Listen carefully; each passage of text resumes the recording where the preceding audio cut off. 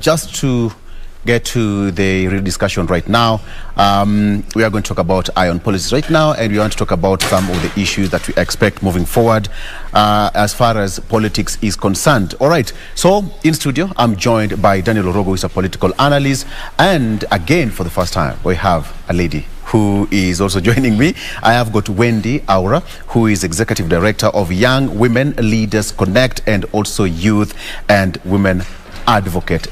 Ladies and gentlemen, welcome to the program. Thank you. Thank you. All right. Aura, welcome to the program for the first time. Thank you so much. It's a great pleasure being here. Absolutely. Yeah. Let's just start with it. You are a youth and women advocate. Yeah. What do you make of that? Yeah. Definitely now, because of the being a young person. Yes. And also being a woman. And you find that. Especially looking at the age, the age bracket, majority of the effects that trickle down from the corruption and the general economic crisis, they normally, the largest percentage of it affects the young people. And then now the women comes in when now we look at the systematic barriers that prevent them from equal opportunities as men. Yeah. And when I talk about advocates, just amplifying the voices of young people, their needs, and also championing for more spaces, more safe spaces for women, especially in governance and education, because these are key sectors of the economy, of the society. Without education, without the right people in governance, then the challenges still affect largely the women and young people. Yeah. So that's why I take it as a challenge upon myself to be the voice. Yeah. Yeah, because they say that if you're not at the table, then the decisions will be made for you. You are on the menu. All right. And just before we go to Daniel, the issue of affirmative action, as women at the forefront, does it worry you? Because we are moving to the next general election, 1 year exactly from now, and it's never been affected in Parliament. Anytime it goes before the floor of the House, it gets a shot down. I mean, it doesn't flow. Yeah, first of all, it is something that is in the Constitution. Yeah. And when you're not implementing what is in the Constitution in itself, that is that should be something that is taken to the court. Yeah. And I think we've made efforts by FIDA, by many organizations, and the last time we had almost we had the former Chief Justice David Maraga. Yeah. He even issued an order for suing the president. So because it is something that it is the right time that it's supposed to be happening, yet it is being ignored. I think it's because we have not really adhered to the Constitution well, and that is just a little issue that among many issues that we are still not really implementing. So there's still a long way to go. Yeah. And I hope now that we are waiting for the BBI resolution by the courts. Yeah. So I hope that it's going to pass, because the provisions therein are all about improving increasing the number of women in leadership positions. Yeah. And there may be efforts in the MCA level, at the county assemblies. There have been efforts to increase the numbers. And if you look at the trend from 2007, 2013, and 2017, there has been a trend of significant increase. Yeah. But still, if you look at Kenya in the world map, Kenya still lies behind. If you look even behind Tanzania and Uganda. So we need to still learn lessons from countries like Ethiopia and Rwanda. There's more to achieve the 50-50 representation. Yeah. And I think maybe we still don't understand why we are pushing for that. Yeah. And in a way, some people may feel that this is a battle, a sort of battle between men and women, but they don't understand the significance, the developments that will come with that. Yeah. More women occupying the leadership positions. So I think we wait for what BBI will come out with. Yeah. But the fight is still on. If you look at the civil service organizations, this is something that they're really pushing for. Yeah. That they're trying all means that if we were not able to push the CJ Maraga's advisory, then we're still looking for many other ways. Absolutely. But I think it is a challenge for us Kenyans. It's a challenge. And Orogo, men have been accused of not ready to embrace women leaders in parliament because they have numbers in parliament. Why are legislators more so not ready to embrace women leadership? It's provided for in the constitution. So when you say men, in other terms, you're referring to the male members of county assembly who have not passed, or you're talking about you and I. I'm talking about you and I. Let me say that when one is elected to discharge the duties that one is given at the elective positions, men, you and I are limited in our outreach in terms of advocating and lobbying for the passage of this bill. But we know where it's passed. It's at the National Assembly or at the Senate. That is where policy legislation formulations are passed and then they are enacted. For us, I think one of the things we could do is just advocate like the platform that we are having, but more of it critically has to be passed at that level. Again, like Wendy has really, given us a light about this particular piece of legislation. One of the issues I understand is the systematic failure to pass that legislation.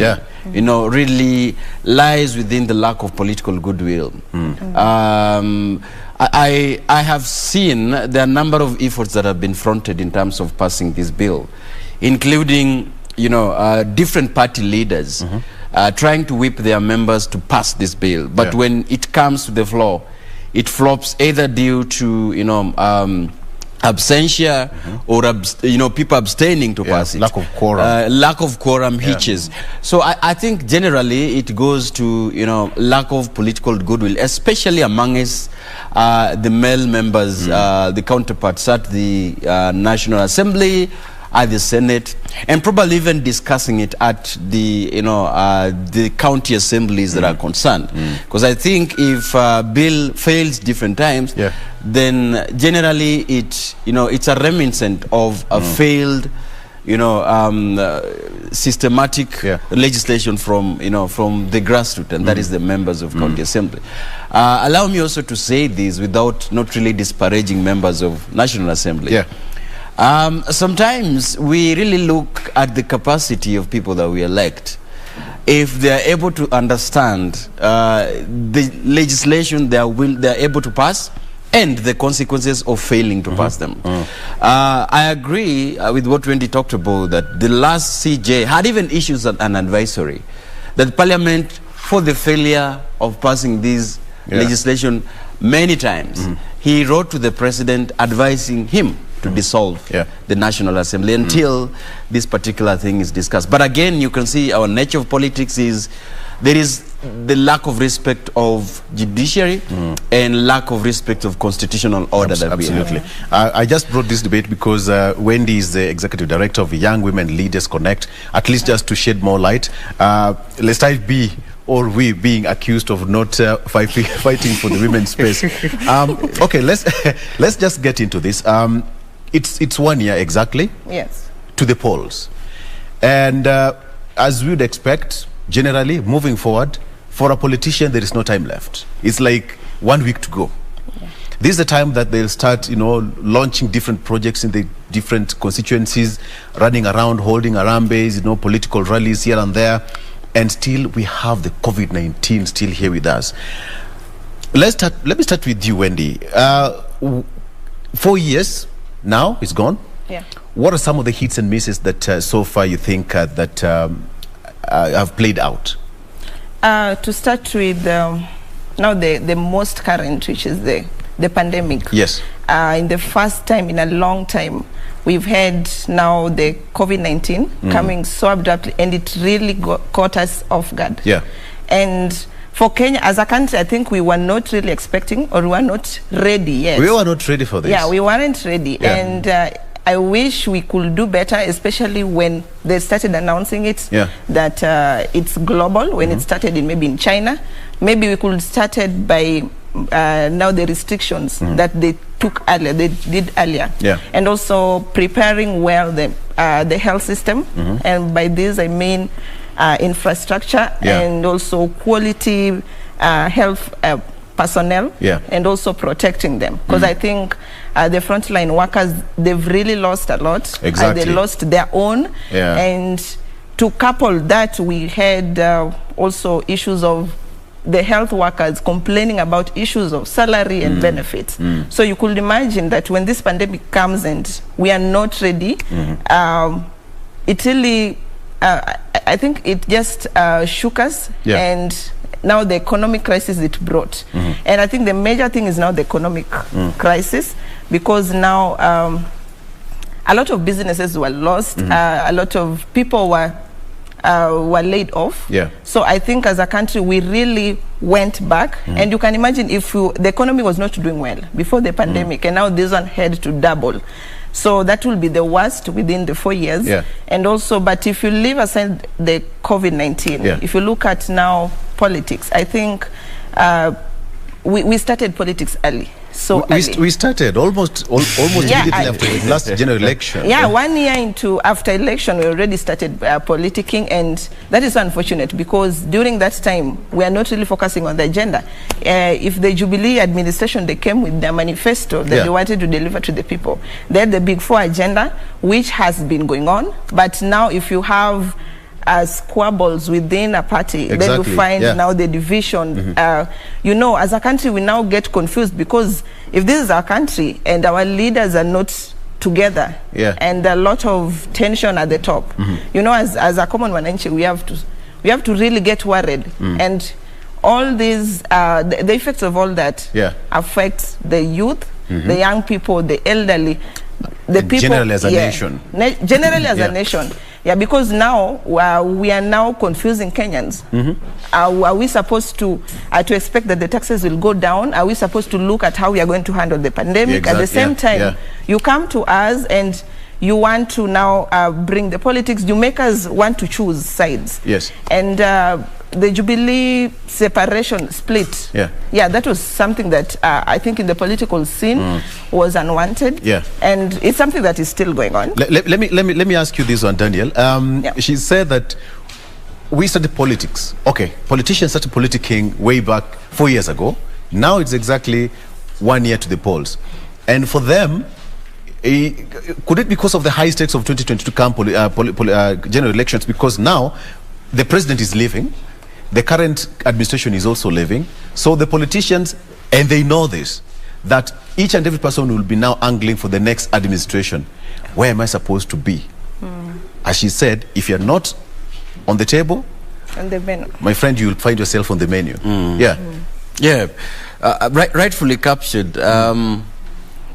You know, this is the first transition after the first governing coalition that was taking effect immediately after the promulgation of the Constitution. That is 2010. Actually, it's 11 years now. It is 11 years. And when we usher in Jubilee government in 2013, there were a lot of hits and misses, because one, it is going to be a governing coalition that is taking over to implement the Constitution. And therefore, I think the judgment, or rather the evaluation of the performance of Jubilee Party was purely on the transition from the old to the new Constitution, and how the governing body or the governing coalition would take effect in the implementation or not. So the stakes really got high, because you remember it was now after the post-IECC, we are having a government here, a government that is formed on convenience, We are having a number of county assemblies that were not witnessed before, Before we are having councillors, I think, but right now we were having members of county assembly. We didn't have the position of women rep. We were having it by that time. Senators, you know, the hullabaloo about which is the upper house and the lower house, the debate that was continuous. The supremacy battles in the parliamentary system. You know, I believe that one of the things that also occurred that is so monumental by that time, that for the first time we were electing a deputy president who cannot be fired by the president. In fact, they say that they are joined at the hip. Yeah, in the effect that now we are here watch and see, and we are watching the drama unfold, in a sense that the two presidency are reading from a different script. And therefore, how was the measure of governing? What is the effect of that in the general governing of the country? And therefore, I can bet for a fact that, we began election way back in 2013, just after the elections. Once we ushered in our elected leaders, the campaign began again. One is to retain their position, okay, and to make sure they appeal to more electorates, and it's continuous. And Kenya is not really, unique in this. This is the nature of politics in different, in global perspective.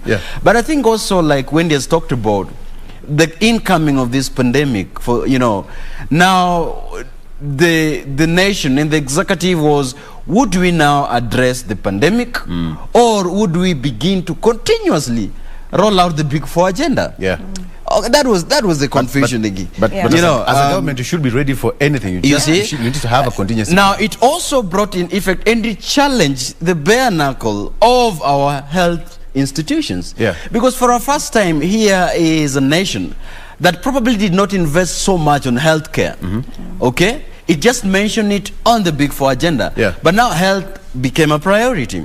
How then would you cushion more people from being infected by COVID-19?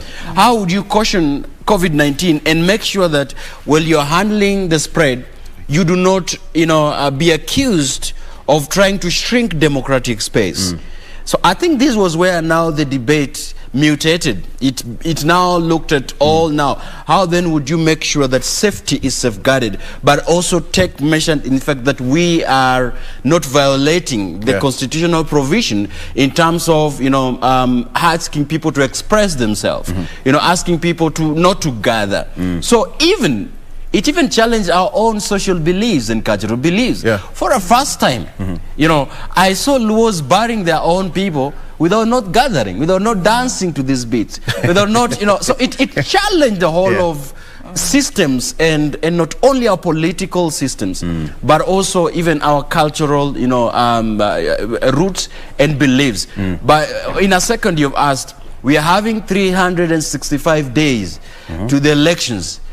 What then would be our own misses and hits? One is by the effect that we are still rolling out, our electoral management body.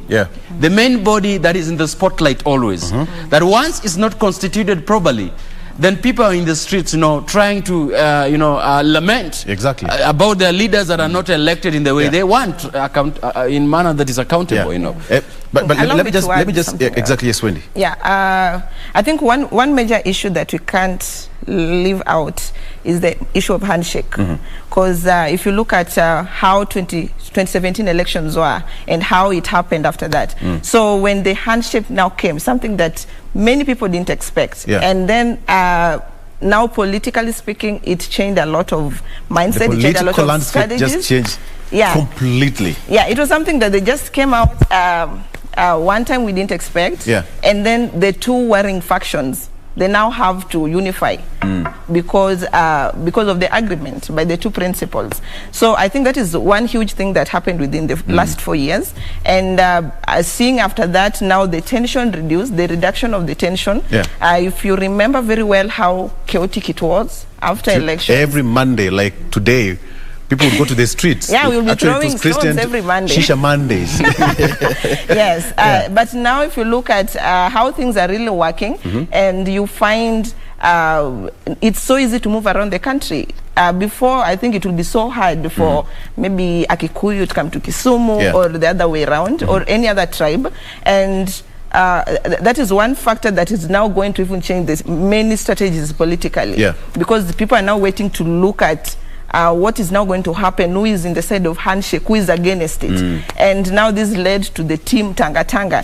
And there have been now issues about handshake being the reason behind the split in Jubilee. And then the squad behind the Deputy Honorable Ruto, having his squad as a Tanga Tanga, and now forming the new alliance. So I think it is one one major thing but perhaps you just expected that from politicians because, you know, after every election cycle, we'd expect to see coalitions, you know, splits in political parties, defections. In fact, they call it transfer window is now open. In football, we call it transfer window. So even in politics, there's that transfer window.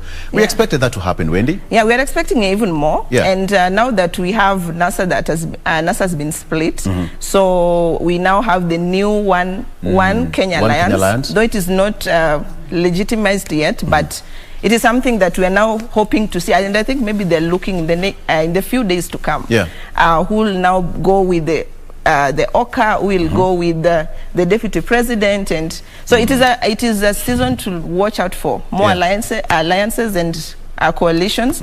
And you've known now the history of coalitions merging in the past elections. So I think also now looking forward to the BBI resolution that is coming up very soon. Actually, it's this month. So I think that there's a lot of developments in the political scene, and it is something to watch out for.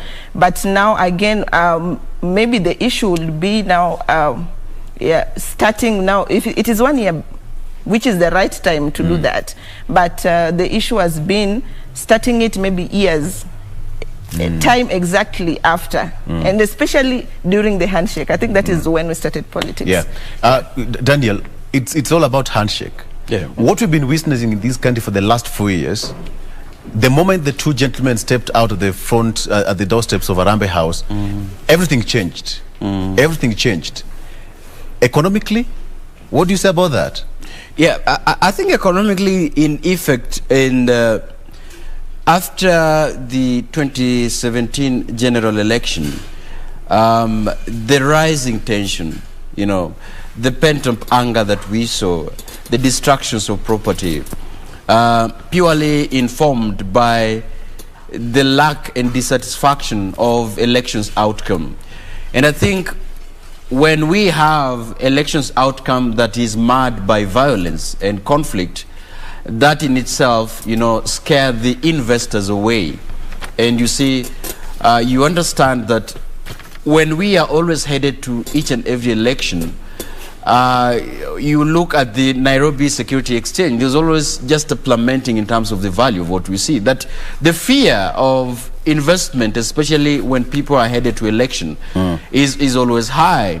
But also, that is also the manifest of it when there is violence. In fact, that, you know, destructions of property, people are even fearing to open, you know, their businesses because they fear of looting and destructions. Oloo. And I think it is important for us.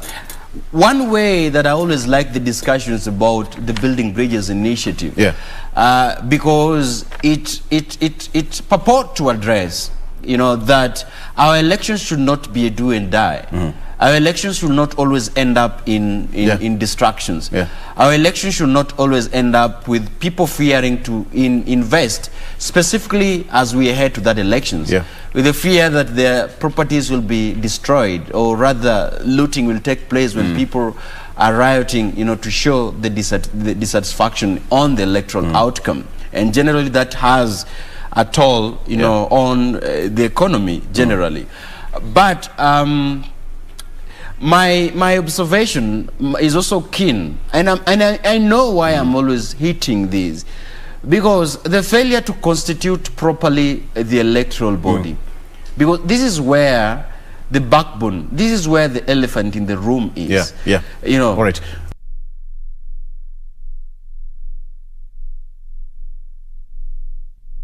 Aura, the only lady in the show today. Daniel, before we went on a break, you are on the effects, the financial and the economic stability in the last dispensation. Now we are just ahead to 1 year to go to the polls. Yes. Probably I was just winding up on the importance of the IBC in terms of ensuring that the stability, you know, after the election is very important, because of the need to have a body that is well constituted, that reflects the Kenyan nation in its commissioners and, you know, the secretariat.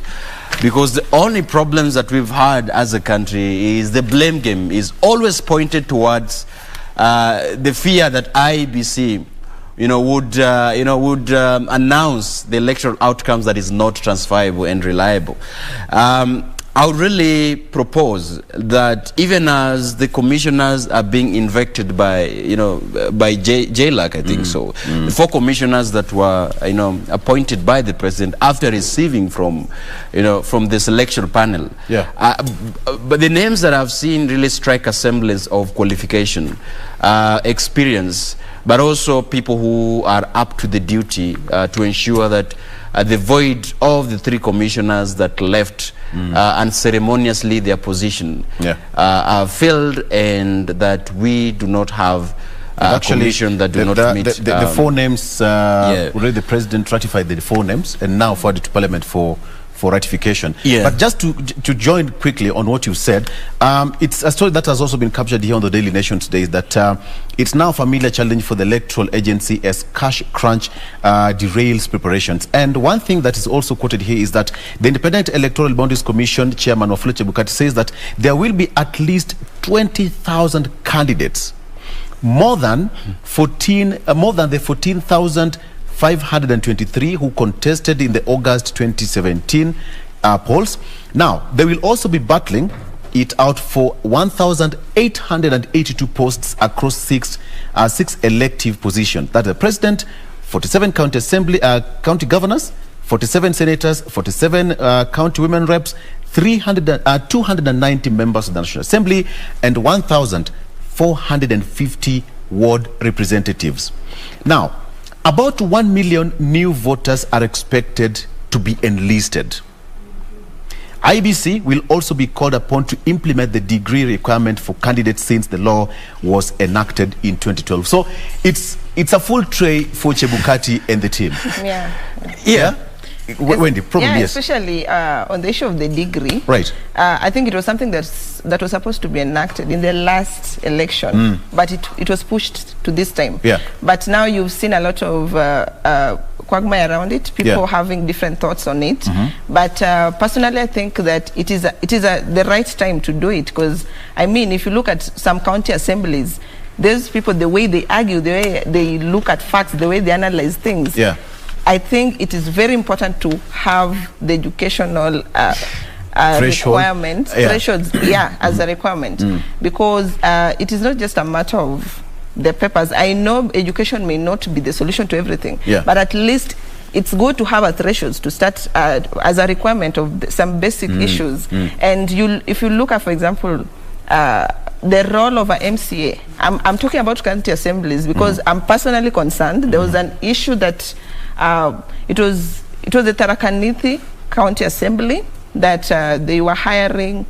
They had to hire a consultant, I think, to now analyze the financial audits or the financial statements. And I mean, that is extra cost. If you are going to represent people at that level, you are representing many people. And those people, they rely upon you for legislation and to be able to understand all this. And how are you going to even debate about the basic issues of economy if you don't understand the basics?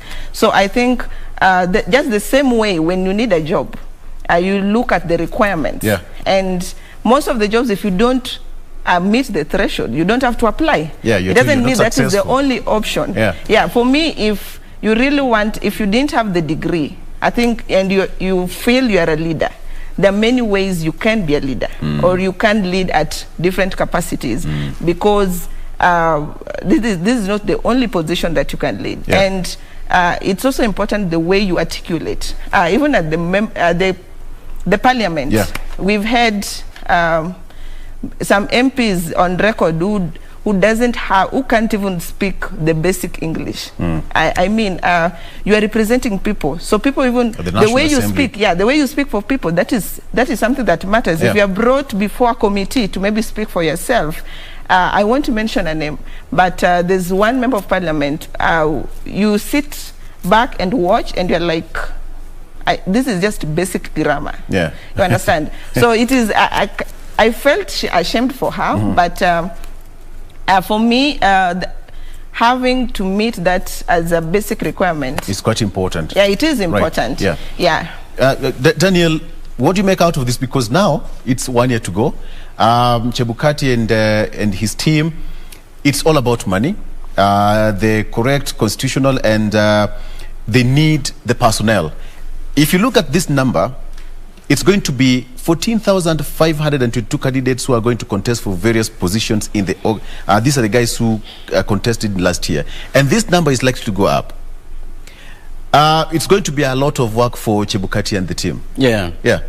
Yeah, and that is why I underscored the importance of having a well-prepared electoral management body, because besides the softwares, there's that hardwares that IBC really needs to remember the last election. So the credibility issue is also and that's why I'm saying that it is very, very critical that you see this is a commission that holds the country from today onwards, because all spotlight will be cast on that commission, and even the preparedness. Like I said, election is not a one-day event. Election is a process. It's a process. And you see, be very careful that the ruling that was made by the Supreme Court in 2017, analyzed based on the procedure of an election, not even as it rolls. It was about the procedure. Yes, even as it rolls to the electoral outcome. The Supreme Court bench looked at the processes of elections, which including voting, tallying, and transmission and announcement. All those were within the spotlight of that ruling. That's why I'm saying that it's important right now that this commission not only assure the public about its capacity and preparedness, but also has to manage the public relations within the voters in terms of striking that semblance of trust issues, the trust issues with the commission. But that said, allow me to say that I have been a proponent that for someone to be elected as a leader, there needs to be a level of knowledge and awareness in that part of a leader. And that is why I'm saying it's not only degree to its effect, but we should have a standard of gauging the qualifications, the educational capability and educational requirement of a leader. One of the things that I think that if we debate that, say, a degree is the standard, is the minimum requirement, there are pilots in this country that are not rated based on degree. But the Civil Aviation Institution rates pilot based on some level. There is a way. There's a way they are rating. And therefore, if we generally settle that you must have a degree, you are telling me a pilot that has been, flying people for years really cannot lead, if they decide to go for an elective position. But because of a degree, they cannot, submit to lead people. I think there should be a conversation about the standard requirement of a leader. I am not ruling the option that indeed we need people who understands, interpret documents at the county assemblies. It is very important. It's very critical that we have leaders who are able to critically analyze these documents that are presented, because in effect they are providing legislation, they are providing accountability and trying to hold these people to deliver on the services. More to effect is the cost of election. Allow me to say this, because you've quoted 14,000, and even as we go, you'll realize that the number of people who will be going for positions, of elective position, will be a percentage of the voters. As we proceed, you'll realize that even as we go, we will realize that a quarter of the voters that are registered, a quarter of them will be running for positions. So this one now is going to be very difficult in terms of now. Do we have, look at that wage bill. So I am advising again that IBC, apart from it assuming their position and maybe being stable, one of the things that they need to look at is the election finance campaign bill. I think it's important for that bill to be fast-tracked. There's an act there, I think. So therefore it is important to look at that act and make sure because monies will flood in the elections. It's obvious. Monies will flood in the elections. The monies that are from public coffers. So it will be important for elections to make sure that that bill is fast-tracked, that we cut you know, have a minimum requirement of all the election leaders. You are expected that you do not cross boundaries in terms of but then spending. even as you know, we talk about that, Wendy, the whole idea of having the legal framework to make sure that the whole process of elections come next year is credible, because the credibility of the electoral body was put into test in 2017. It was the first time that an election, presidential election, was nullified in Kenya, and then you can imagine the kind of credibility test that Chebukati and the team had to carry to the next poll, and now moving towards 2022. What do you think Chebukati and the team should do at least to win the confidence of Kenyans? 1 year to go. Just to add on that, you just talked about the numbers of the aspirants rising from 14,000 to around 20,000. Yeah, let me just get it right. Okay, continue right. And you find that this coming election will have more than ever more young people throwing themselves into the race, because I think the opportunities have been there. More young people are educated, more young people are aware of their political rights. So we are expecting many young people, and actually even women, to actually put themselves out there in the race. And credibility is one thing that is a major factor, and as you've said, it is a major issue that should be considered. But now if you look at now the history of other elections, the issues of, let's start even at party levels, we've had situations of nomination at nomination level, people having fights with the political parties because the certificate was this and was that. So I think we need to handle that even at political party levels, because political parties, they form the central the focal point of any election. It will start from them. They're the ones who are going to submit the list to the IBC. And if you're talking about the 2/3 that we're even discussing before, how is the political party at that level going to consider that before it reaches the IBC? Because now if you look at, money is a big factor, finances, but how many young people have enough money to actually win an election? We have many people who really have the financial muscles, and they'll really wait for even last minute, come pour money and all that. But I'm really concerned about the young people who are determined to do to actually vie for positions, but they may not have the finances as their counterparts. But now that is why we call for very transparent elections. In fact, you've raised a very critical point there. It's like you want to prepare food, it starts with the preparation. Okay, you have your food there, but how do you prepare that food so that you can have that nice meal on the table? So it's all about preparation from the party nomination level. For me, the parties play a very key role in the elections. Because now even before we go to the IBC and now adhering to the Election Act, I think there's a lot of things that we need to do, and the IBC, now that they've found the 4 commissioners that are supposed, I think they presented the list to the parliament. We'll see what happens next after that. But I hope that after now filling those vacant positions, they can now start preparations as early as now. Because now if they're not prepared, then we can't have an election, because that is the body that is supposed to oversee everything. Exactly. Just to give you that number that you're talking about, it's about which was quoted by IBC Chair of Chebukati, who says that there will be at least 20,000 candidates, more than the 14,523 who contested in the August 8th 2017 poll. There is almost around 6,000 more people vying for such positions. 6,000. And he also said that about 9 million new voters are expected to be enlisted, adding to the 19.6 million that were registered in 2017. That's really catching. One, like I've said, besides the finances that these politicians needs to address, and Wendy has mentioned about the importance of transparent party primaries, in terms of making sure that the parties present a candidate to the IEBC who meet the threshold of integrity and all these academic qualifications, and not really labeling criminal activities prior.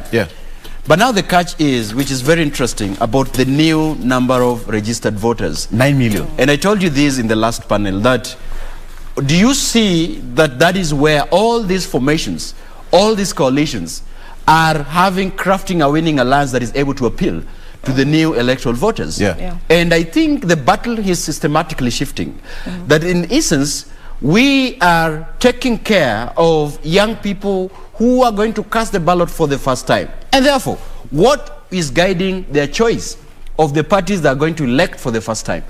That is the headache for political parties. And I can guarantee you here in this panel that all these political parties moving forward, even crafting on those alliances, would be radically in terms of how then would we convince the youth who have taken the ballot for the first time.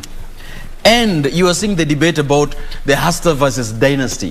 This is where it's headed to. You know, the wheelbarronomics that we are discussing each and every panel here. Because these young people understand the importance of choosing a leader who is able to meet, you know, the economical issues, who is able to understand, you know, what they are facing in terms of employment and unemployment. And this is where the battle is shifting. Everybody, all political leaders are trying to appeal to young people, either by appearing young at heart, not at age, you know, by appearing young, you know, in their conduct and in their outreaches. So I am agreeing with you that when it comes to the number of new registered voters, I give them thumbs. And I'm urging the young people to take their votes in numbers, because these young people, and I told you, Victor, the generation that are going to vote really not understand so much about the multi-party democracy.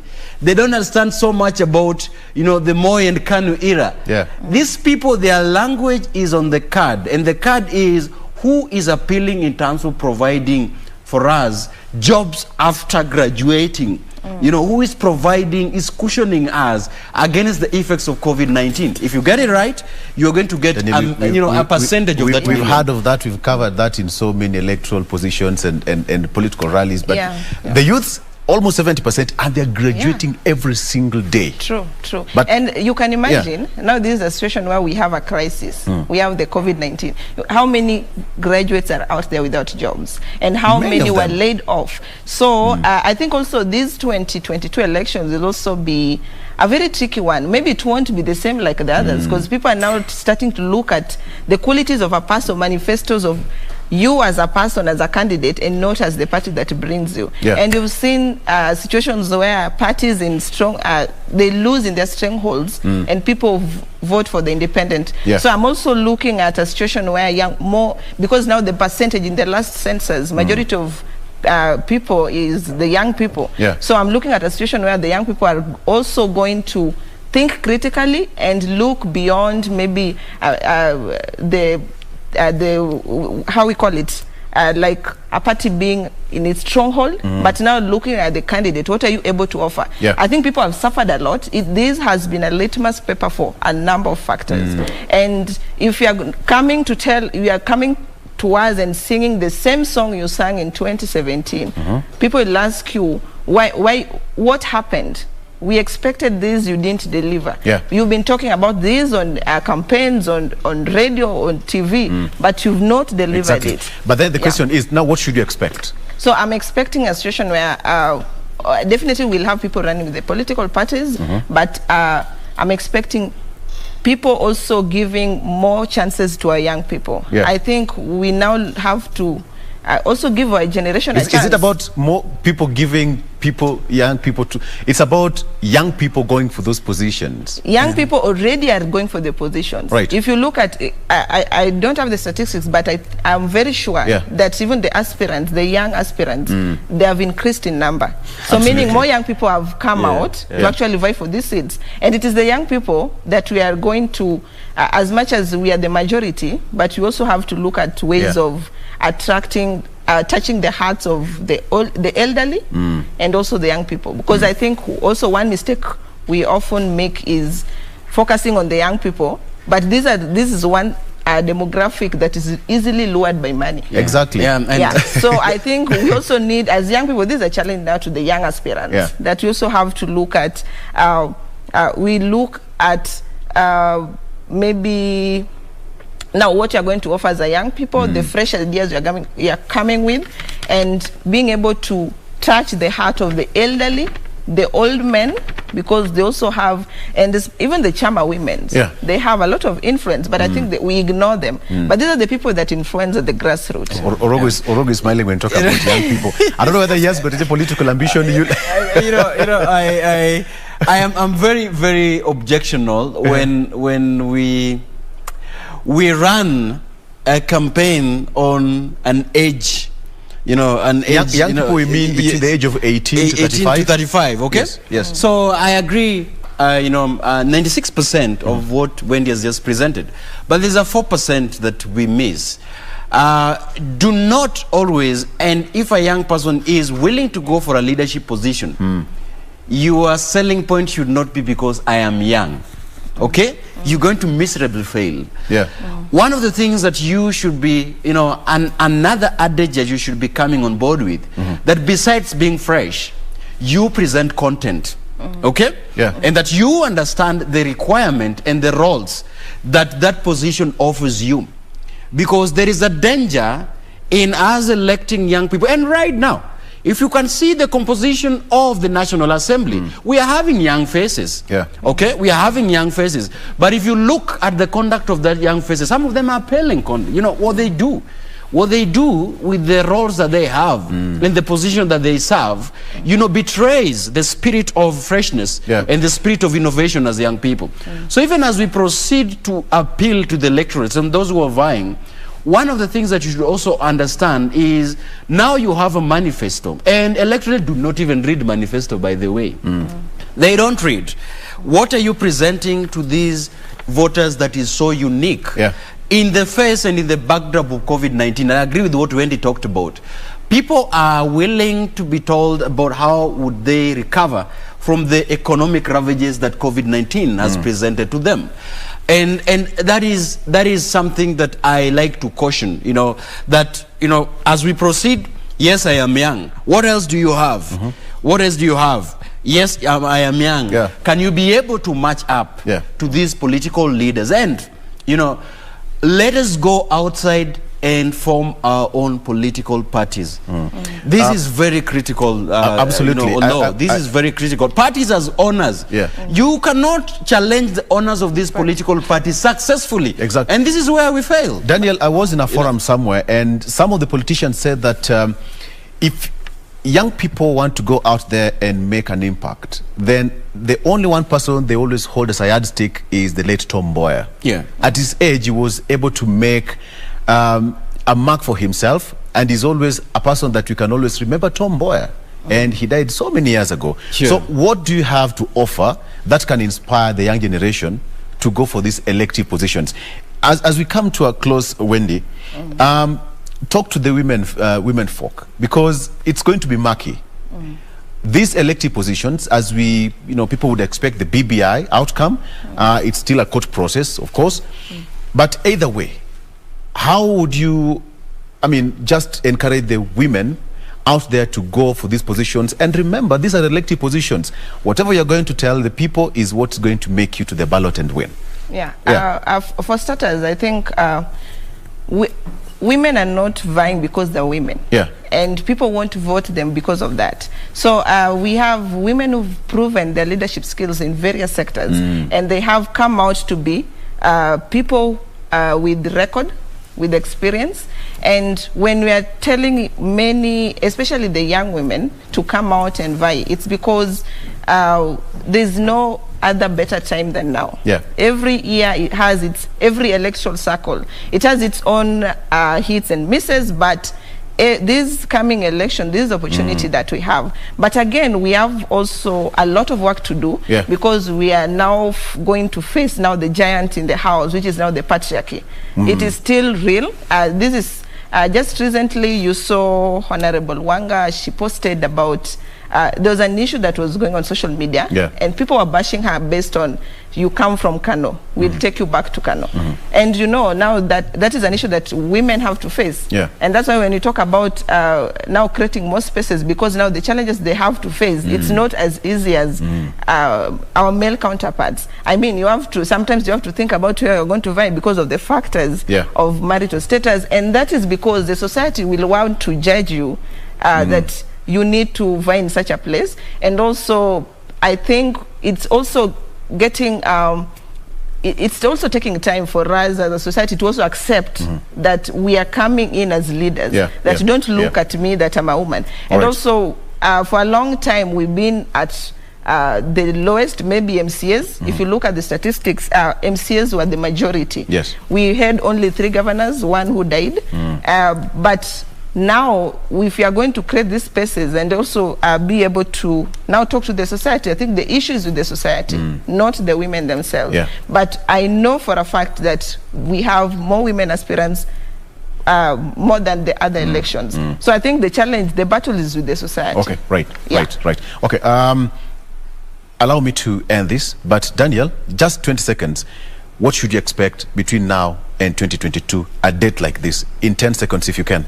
Formation of new coalitions, the settling of IBC, clearance, and you know, because the civil servants have given time to resign by May, I think May next year. 3 seconds to go. go. So they would actually, you know, resign from their positions. The court ruling on BBI, and if it fails at the Court of Appeal, 2 seconds. Then we will. Oh, it is like 2 seconds. And I think it's important that some of these ratification would be done in the parliamentary system.